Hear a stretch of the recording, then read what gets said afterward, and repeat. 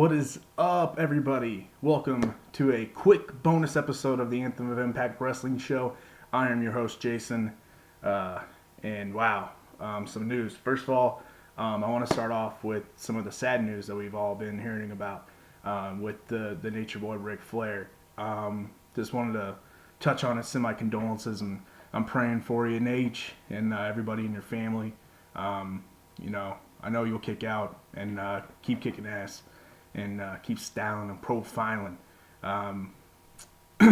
If you go back and watch my first video, I talk about some, like, who and why I got into professional wrestling. And Sting was the main one, but there's no denying you see the Nature Boy Ric Flair for the first time, and you were watching something special. So, it's always a tough thing whenever you see, I'm not necessarily going to say he's like one of my heroes, but yeah, somebody that means a lot to your childhood, and it's the reason for a lot of memories.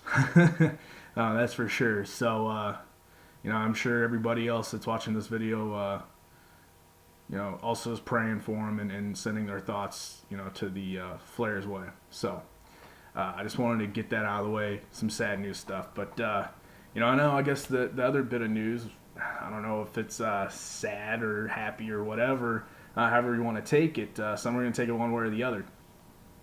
But that's the news today that Global Force Wrestling did finally strip Alberto El Patron of the title, and is now making him suspended indefinitely.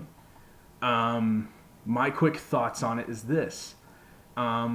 Clearly, after they did their own inspection, the way that they feel things have played out with El Patron, that it probably needed to be done.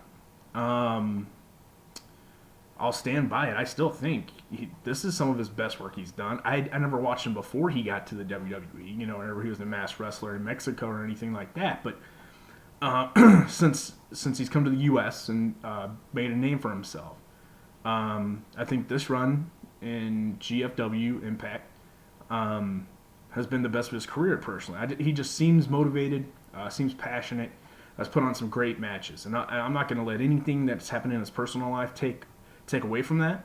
But clearly there's some personal issues and things that he needs to take care of.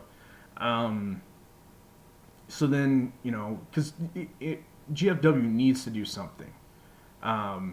Because they can't keep letting these certain things happen that keep putting this weird kind of stink on the company. And you see it all the time, and look, there's going to be certain stories that come out that they're not going to be able to help, the contract stuff, the small attendances at the live events, which, sure, if you're comparing them to WWE, sure, yeah, they're small. But they're not small for their first 2 live shows in a very long time. Especially with them rebranding with a whole new roster.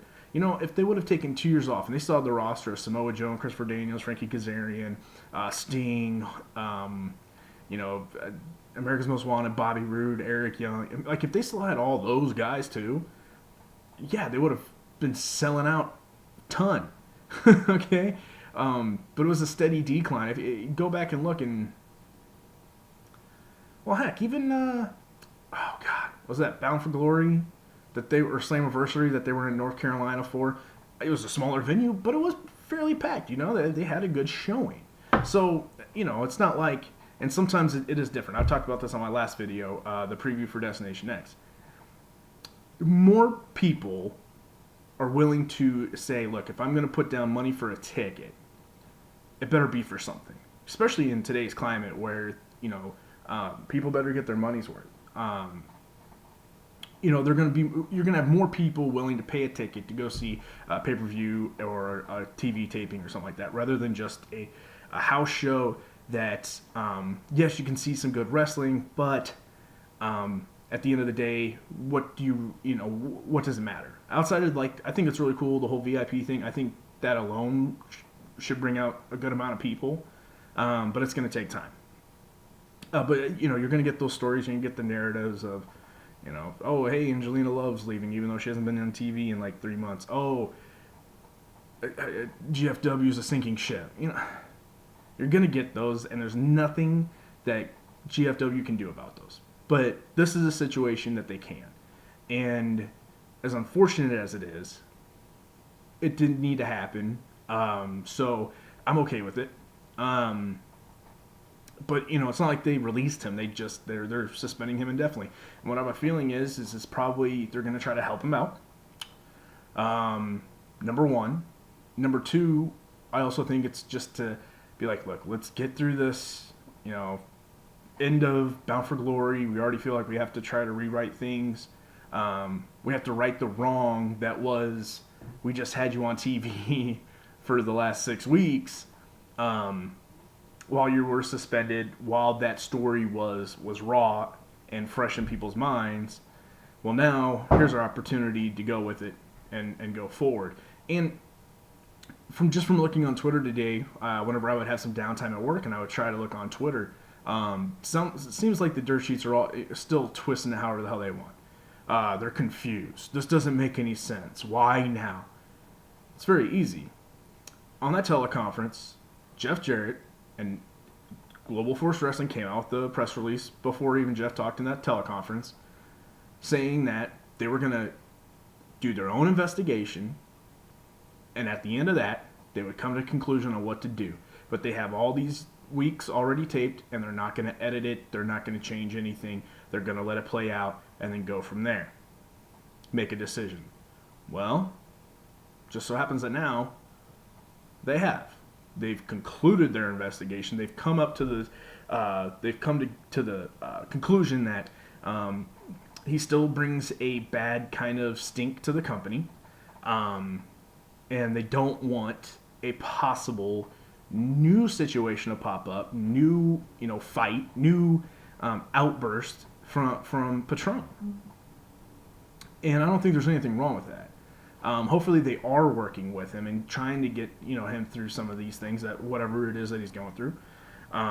If there's any drug problems at all, or if it is just emotional relationship problems.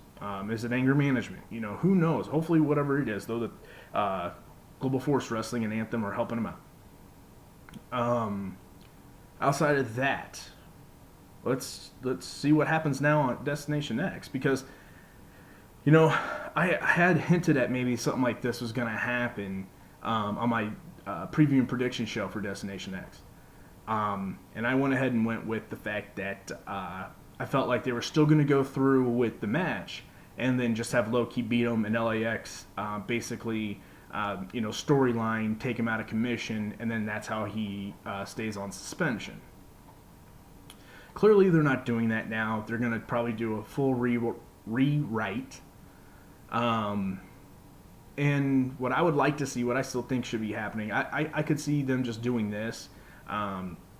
Maybe adding another match to the night. Personally, I would love to see like an Ethan Carter segment, obviously, or at least a Grand Championship match.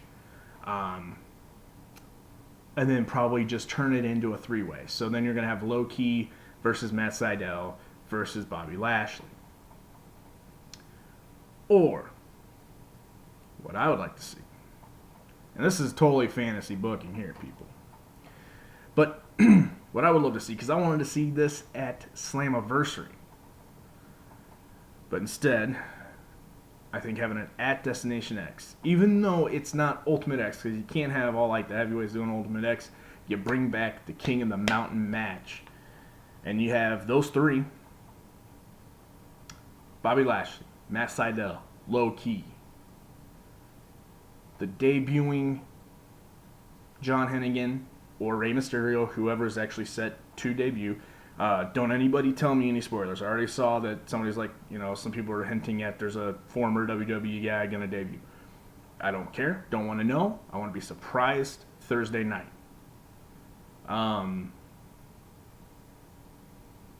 Whoever that WWE superstar that's going to debut, have that guy debut in that match. And then the return of the Cowboy, Jane Storm. Now, out of these five, I think if you try to stay on track of the storyline that you're going to have, I think you have low-key end up winning it regardless. I would love to see it. I really would still love to see a low-key heavyweight championship run for a little bit. I think just his body of work altogether is worth at least one title run. And then you can have James still feud maybe for that grand championship with EC3, because I still think James needs to get his up and comings with EC3, his revenge on EC3. Then you can have a low key versus whoever that new guy is, and that new guy can feud with low key and kind of take the place of El Patron, as far as him versus LAX versus that person. That's how I would do it. Then you can have Matt Sydal, since they're not having that straight up match, have Matt Sydal go back to the X Division for a little bit, actually win that title at some point. And I would love to see a few like, I guess Trevor Lee and Desmond Xavier kind of doing like a three-way thing. They could have Sydal the straight baby face, Trevor Lee is the straight heel, and Desmond Xavier could be that cocky tweener. That would just, I think it would really work. And I think it'd be a lot of fun to watch, obviously. Those three guys at one time in a match could be super sick, and that could even eventually end up at Bound for Glory as an Ultimate X match, and those three guys are in it. I think that'd be a lot of fun to watch. But yeah, so that's my idea. Hopefully that's kind of what they go with forward, doing something like that. If not, so now I just kind of thought of a second one, actually. There's two options I personally actually think the company would go with. You're going to see them probably add just like a random match and then have that triple threat like I had talked about. Low-key, Sydal, Lashley. Or I could see them going with like a Final Four thing. So you'll have Lashley versus Sydal,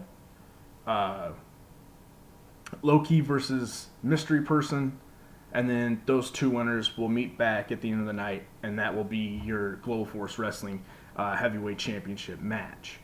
But yeah, I think I think it should be low key.